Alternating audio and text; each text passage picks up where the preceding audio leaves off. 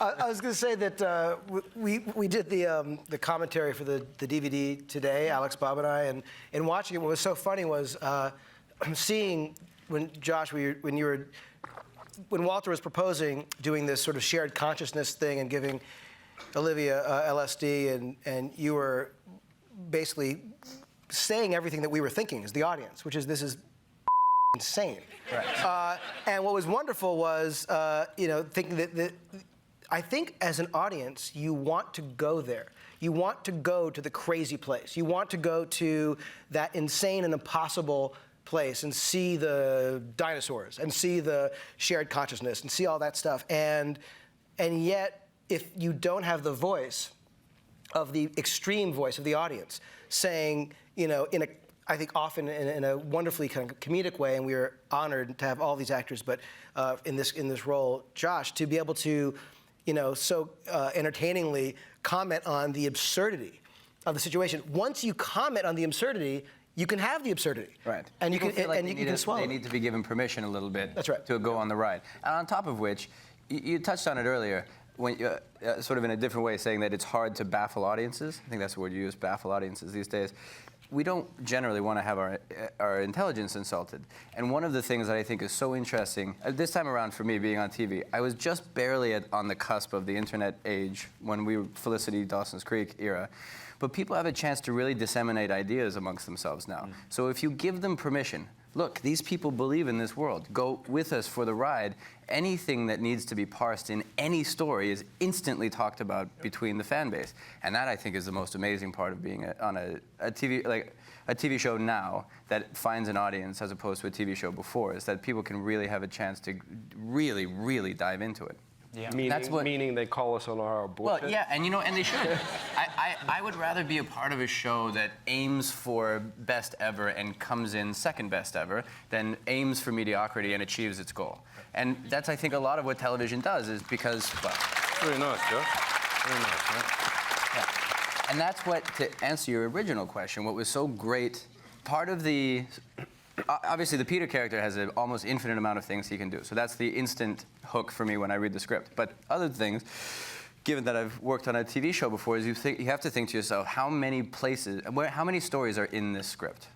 And it was such a detail-oriented, rich script that you just immediately, as you're going through it, your mind and your imagination is running off into other places, and you think to yourself, my God, there are at least 100 stories here. There is a whole universe behind this story that you can see it going on and on and on. Even though the pilot itself is more a film than it is a TV show, because it has a really finite ending, like you were saying. But all those little ideas are laid in, But that whole speech that you have with Broyles, which I love, about Pandora's box, I think that's the perfect metaphor for the show. It's Pandora's box. Who knows how many monsters come out? Once it's open, you can't close it again. And that's my spiel. I was working on that on the car ride over for hours. Well, and Mr. Noble, Walter Bishop, I think in a way his precedents in pop culture are in no particular order: Dr. Frankenstein, Dr. Strangelove, although that may be Blair Brown's character, I'm not sure. Dr. Phil. Dr. Phil. Back to the Future's Doc Brown. Dr. Timothy Leary. Yeah. Who I actually met a couple of times, and I'm telling you, he talked like you. And with his gift for non sequiturs to Ben and the doctors, I hear everything from Alfred Jarry's Père Ubu to some cross between the comedians Norm Crosby and Stephen Wright. And begin. And yes, and scene. How did you feel as you approached that character? Thank you, Ken. They're so articulate, aren't they? I'm still stuck on his first question. What did you think when you read the script? I wanted to say, what do you mean the first day of filming? It was like, what scene am I shooting today? I want to answer that, because I actually didn't read the script until about that. What? No, it doesn't work that way. That's the imagination. You get sent a scene to do, and you try the best to do the scene, and then if you sort of do it a bit all right, they might send you some more information. That's it, baby, I tell you. Need to know basis. Yeah, need to know. First script. I didn't quite understand the last question, but thanks, it sounded really good. All of those things, I'm sure.